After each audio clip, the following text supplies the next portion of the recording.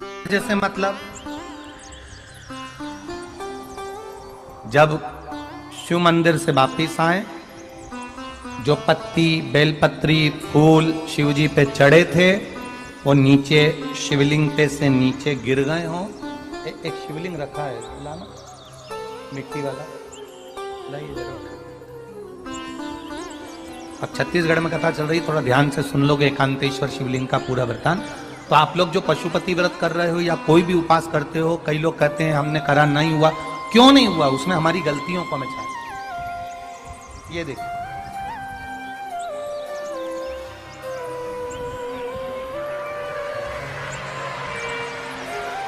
अब जैसे ये शिवलिंग रखा है, आपने जल चढ़ाया। अब जल आप यहां से चढ़ा रहे हो तो धीरे धीरे धीरे धीरे चढ़ाएं, जिससे छींटे बाहर ना, यहां तक छींटे रहे ना, जलाधारी तक चलेगा, बाहर ना गिरे। और एक बात का स्मरण रहे,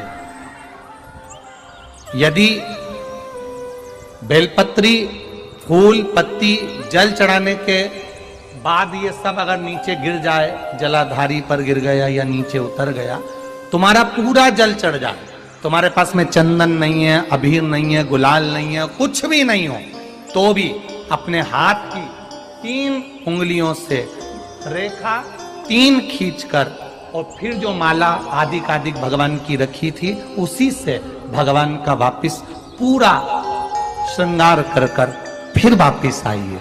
भगवान को पूर्ण श्रृंगार,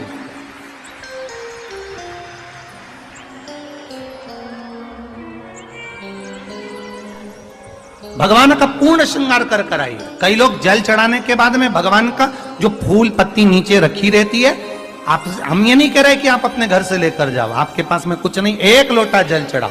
जल चढ़ाया, जो फूल पत्ती नीचे रखी हुई है उसी को उठाकर उसको रखकर उसी फूल से भगवान का खूब सुंदर भगवान का कर कर फिर आइए। क्यों? शिव का जब हम श्रृंगार कर कर आते हैं, माता पार्वती जी ने देव अधिदेव महादेव का श्रृंगार किया है, आप लोगों के स्मरण में होगा।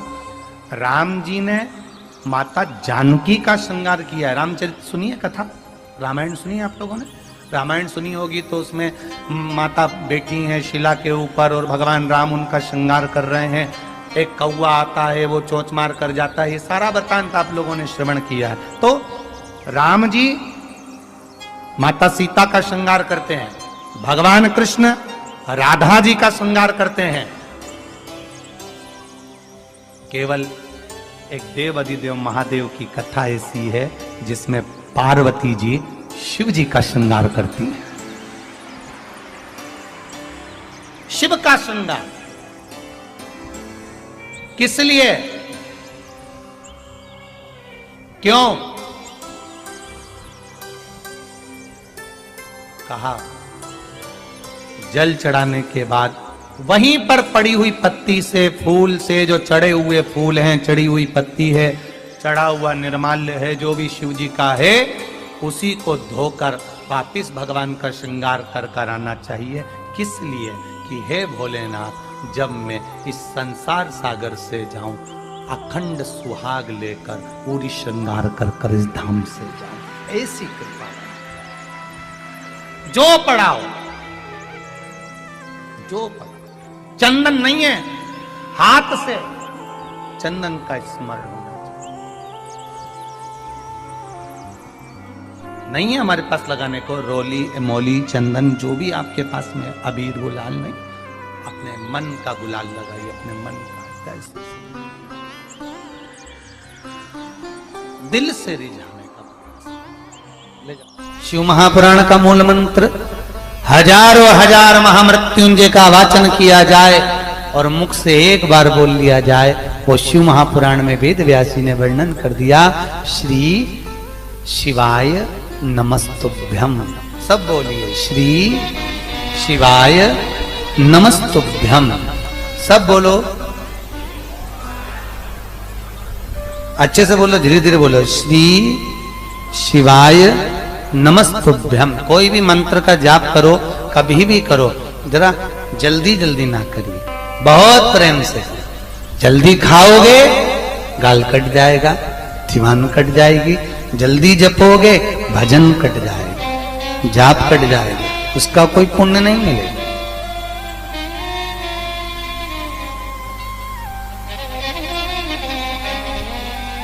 जैसे भगवान को स्नान कराते समय बीठियां उतार दी जाती हैं, कहीं भगवान को घर्षण ना हो जाए।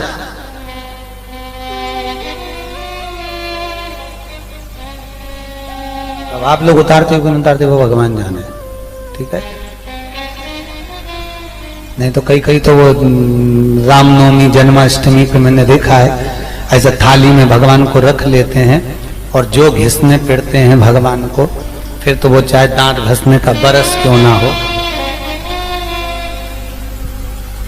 और भगवान भला करे या तो नींबू से घिस देते हैं, और नींबू कहाँ गया पाउडर, हाँ वो पीताम्बरी से घिस देते हैं।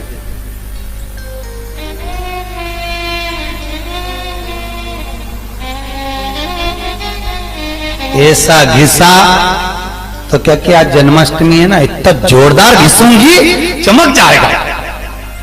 ऐसा घिसा भगवान को भी लगा आज मेरा हैप्पी बर्थडे टू यू, और इतना घिस दिया मुझको। आवान तेरा जन्मदिन, मेरे जन्मदिन पे तूने घिसा, और मालूम पड़े शादी की सालगिरह आई या जन्मदिन आया, पति के साथ गाड़ी पे जा रही थी मंदिर दर्शन करने, और जो स्पीड ब्रेकर पे से गाड़ी गिरी और जो घसाई, सब दूर से हॉस्पिटल में पड़ी। घर के लोग मिलने आए, ये क्या हो गया, मैं तो आज मेरा जन्मदिन और भगवान के दर्शन करने जा रही थी और घस आ गई, और क्या कि मैं तो अच्छा काम करने जा रही थी और घस आ गई, और वो भी मेरे जन्मदिन वाले दिन, भगवान के मेरे जन्मदिन वाले दिन तूने घसा और मैंने घसा, तब मालूम पड़ा भगवान को भगवान मानिए, पीतल की मूर्ति नहीं। पहचान की मूर्त नहीं।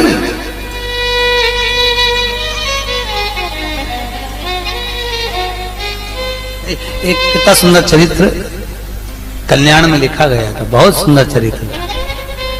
एक बाबा को एक संत को जाना था कुंभ के मेले में, उसके पास में छोटे से लड्डू गोपाल देखे ना, आगे बैठा ना हमारा कल्लू, इसका नाम कल्लू है, आगे बैठा दिख रहा होगा आपको, कल्लू है। अपने घर में भगवान जो होते हैं ना, उनका नाम जरूर होना चाहिए। जैसे अपने बच्चा पैदा होता है तो उसका नाम जरूरी है ना, आजकल हॉस्पिटल से जब भी भेजते हैं नाम रखोगे तभी है? क्योंकि जन्म प्रमाण पत्र बनता है। तो भगवान भी अपने घर में रहे तो उनका नाम जरूर होना चाहिए, नहीं तो आखिरी में किस नाम से बुलाओगे तुम भगवान को, है? कभी बोलोगे राम जी तू आ जा, शंकर जी तू आ जा, कन्हैया जी तू आ जा, तो शंकर जी सोचे कन्हैया जाएगा, कन्हैया सोचे हनुमान जाएगा, हनुमान सोचे वो जाएगा, इतनी देर में तुम ही चलेगा। तो इसलिए नाम होना जरूरी है। तो एक बुढ़िया के पास में बाबा पहुंचे, बाबा ने कहा माँ मेरे पास में छोटे से लड्डू गोपाल हैं, तू रख ले और मैं 1 महीने बाद जब कुंभ के मेले से आऊंगा तो उससे ले लूंगा। नहीं मेरे से बने नहीं, सेवा मेवा तू ही ले जा तू। तो बाबा को मना कर दिया बुढ़िया ने, बुढ़िया मना कर दी। बाबा ने कहा माँ रख लेना, लड्डू गोपाल तेरा क्या जाए। नहीं मैं नहीं रखूंगी, जा तो मेरे पास टाइम नहीं, घर में काम इतना पड़ा है, तेरे ठाकुर जी की काय को सेवा करूंगा।